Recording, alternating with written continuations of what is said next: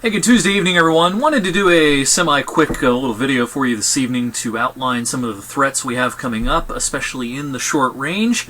Our Wednesday is going to be a quiet day, but Thursday, a little bit different with a variety of precipitation heading our way. We've had some light snow showers and flurries off and on throughout the course of our Tuesday, but those are quickly winding down this evening. The last of those sinking off to the south, and the sky is clearing, and it's going to be a cold night tonight.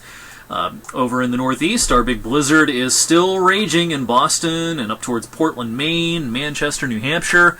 Highest snow totals I've seen have exceeded 30 inches in some spots. Of course, there's been a lot of media talk today about the busted forecast in New York City and in Philadelphia as well. New York City, the heart of New York City and Midtown Manhattan only missed the heavy snow by about 20 to 30 miles. It was out across Long Island, but everybody's up in arms because the city itself was supposed to get at least a foot, if not 2 feet, and there was talk of this being a crippling snowstorm and one for the history books and that sort of thing, and there was just a slight wobble, or else it would have been a real severe snowstorm in New York City.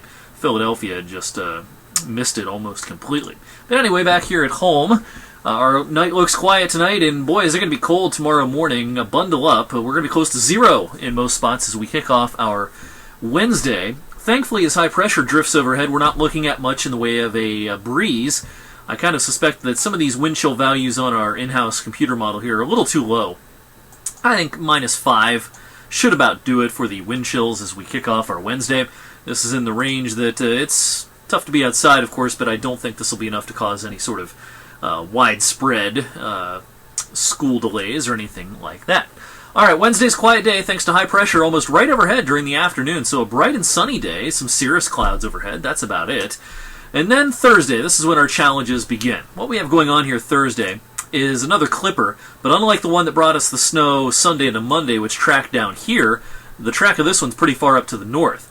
So that will draw in enough mild air, especially upstairs in the atmosphere a little bit, that we're going to get something other than snow, it looks like, with this one. Now, as this comes in, probably not first thing in the morning on Thursday, but probably an hour or two after sunrise.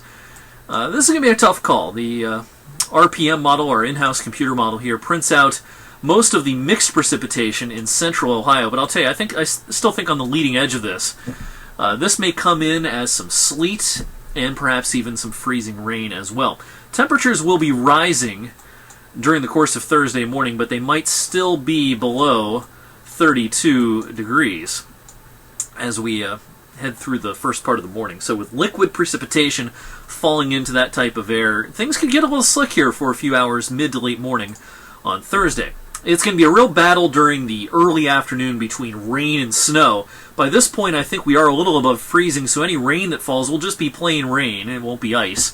It's going to kind of go back and forth, I think, between rain and snow in parts of our viewing area early in the afternoon. Then I think as the cold front swoops through, the entire atmosphere is going to cool off enough to just produce just snow towards the end of the day, Thursday, and into Thursday night as well. And I think it'll have no trouble sticking. I think the roads can turn slick again as we go into the night, Thursday night. Anything wet and slushy can freeze, and snow, while it's not going to be much, maybe a couple of inches, will certainly cause some slick spots, then maybe some leftover flurries for Friday.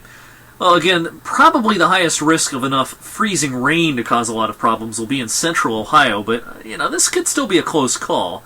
Again, Mansfield, I-71, that could be a real tough go of it for a while.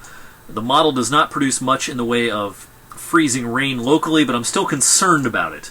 Still concerned for at least a couple of hours we could see some freezing rain mid to late morning on Thursday.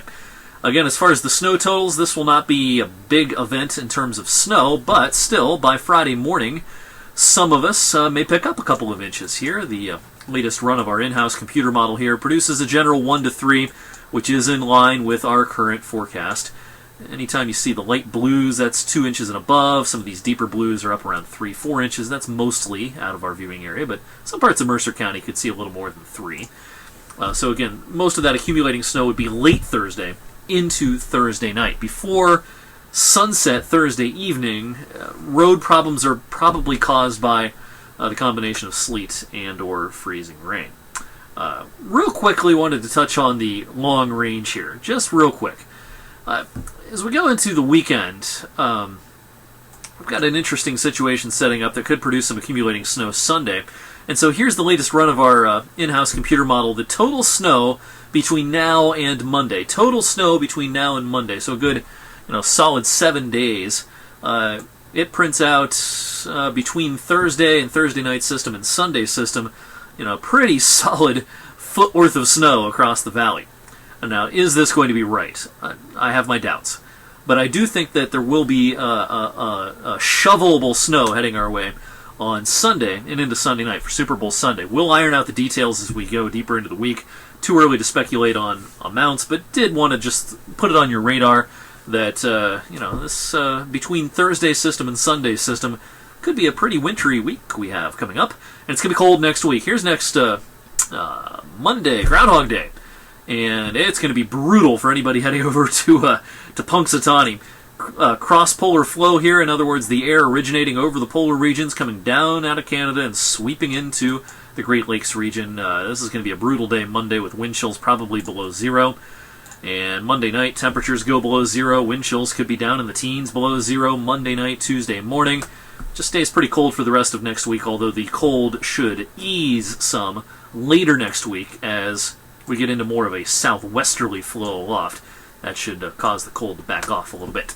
All right, let's quick look at the short range, the long range. As always, we're going to keep you updated on social media and on TV as well. Again, Thursday, mid to late morning could be a trouble spot. Thursday night could also be a trouble spot. So be aware of those challenges, and thank you for watching this video. Have a great rest of your Tuesday night.